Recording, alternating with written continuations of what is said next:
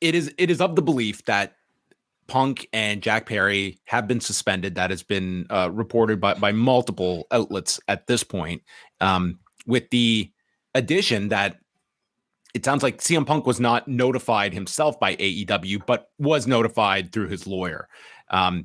Pro Wrestling Torch has also reported some kind of confrontation involving CM Punk and Tony Khan in front of others, and then in the locker room in what has been characterized as a heated, intense manner. And at one point, according to 3 sources who have heard about the situation, told Khan he quit and chewed out Khan with harsh phrasing. So we fast forward to tonight, and there's no mention of anything. There is no Tony Khan off the top like we saw in Buffalo last year after All Out. Not a mention of him. Now, I suspect he was never scheduled to be here tonight because he's being honored tonight at the Cauliflower Alley Club in Las Vegas. For Saturday, yes, he still does commentary for CFFC, and they are doing cards on Friday and Saturday night. However, Punk is right there on the advertising on the site for Saturday, and I have a hard time imagining they would have this would have been a CFFC card that they would have given him the night off to do. So I would think that was the intention, was he would be there for the United Center shows and not tonight on Dynamite. But there was no mention of that. So we are going into Saturday, and you're of the impression that he's suspended. There were no angles shot. There was no reference to him in any way. I guess you're coming out of this. I think if you're following this story, you would not be expecting him on this pay-per-view, but they did not make that clear. And I think that there are enough fans out there that are in Chicago that are leaving this show, at least with it is not clear what his status is. And I'm sure there's some that, if they're not following the story, would absolutely assume that they're going to be seeing CM Punk if they buy this pay-per-view or buy a ticket to one of the shows on the weekend.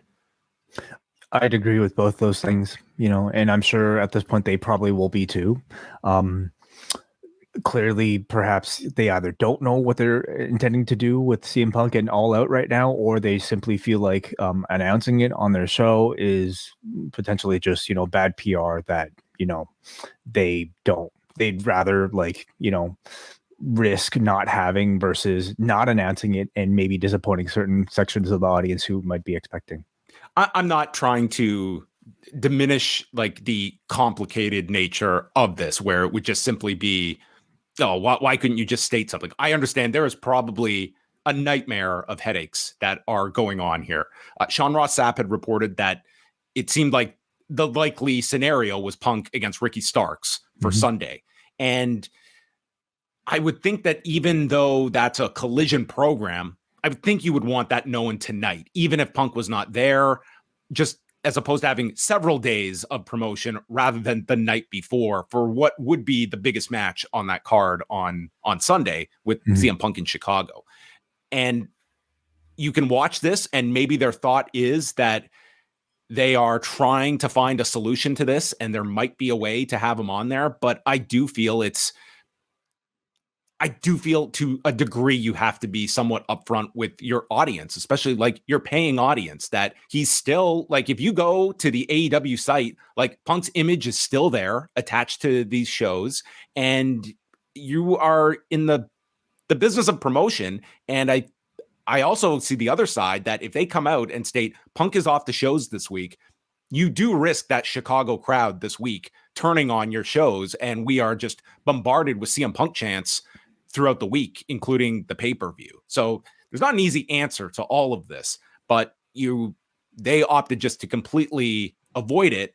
And Tony Khan is now going to be doing this media call on Thursday. And you have to imagine, I'm sure off the top, he's going to state maybe a line or something, but I think you have to do a lot more than just, we're investigating this, and until we learn more, we can't state anything about it. It's listen, you're asking people to spend money on this show. This is not just a mid-card guy. This is not just a part of the show. You booked the United Center because of this guy. I don't think these shows are happening at the United Center without this guy. And I think at some point you just have to state he's either on the show or he's off the show. And are we just going to be playing this game right up until showtime on Sunday? I have to hope that tomorrow's, media call will probably shed some clarity. Maybe under perhaps a smaller broadcasting platform like a media call, he can let out that truth or whatever information or whatever decision he makes out there, and maybe not risk maybe greater sort of online discourse if he had for instance announced it on Dynamite, and then maybe from that point on, maybe you begin an online campaign and then really confirm it to the masses on Collision. I can't really you're going to run that risk of like there will be CM Punk chants, I think, at these shows if he is not on them. Did you think that there would be tonight? Yeah, there might have been. I mean, if they had stated it, I mean, there's ways you could have delivered this message. But I mean, if this, whatever the form is that you state this guy is not on the pay-per-view, that's going to reach that audience. And it's like, it's just, there's no way to avoid it. This is going to be like Ric Flair leaving for WWF when they did that Great American Bash show. And throughout the shows in 91 of the "We Want Flair" chants, I just don't know. Like, this is an audience that is just going to view the company as the company is withholding our hometown hero. And that's how it's going to be. But we're talking about a pretty savvy audience that probably completely understands why. And I'm really even curious at this point if Chicago Punk diehard fans even have what would be, I mean, if they want to chant CM Punk, let them chant CM Punk, what's really the big harm in that? I mean, maybe that's just you just have to bite the bullet. Like, this is the crowd will react how they're going to react. And it's not the end of the world. If we get a crowd that is, that's part of having a live audience, is that you cannot control what they're going to chant. And maybe that should not be the biggest concern about all this. There's not having a CM Punk for the immediate future and maybe longer. There are larger problems than that. Like, we haven't even discussed the fact that this Saturday, this is our second Collision show against a WWE event that, I mean, we saw what SummerSlam did. Payback is not that level of competition, but nonetheless, like, that's already you're facing stiff competition. And now we're looking at potentially Punk off that show. And I think we're going into a pay-per-view that's certainly, I mean, tonight, it just feels like this audience is not ready for a pay-per-view so quickly. Yeah. We do have a pretty full card, maybe missing one or two matches, but I mean, if this is the card, yes, they did give us the matches, but probably not that inspiring. At least that's would Punk and Starks change your opinion?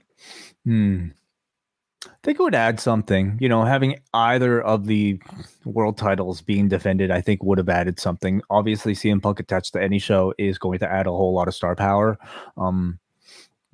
Anyway, we'll talk about the card. I'm sure we'll get into that as well. But that is the latest. I do recommend people check out the chat we did with Sean Ross Sapp today, because I really enjoyed it quite a lot, and going into many different angles from the whole story.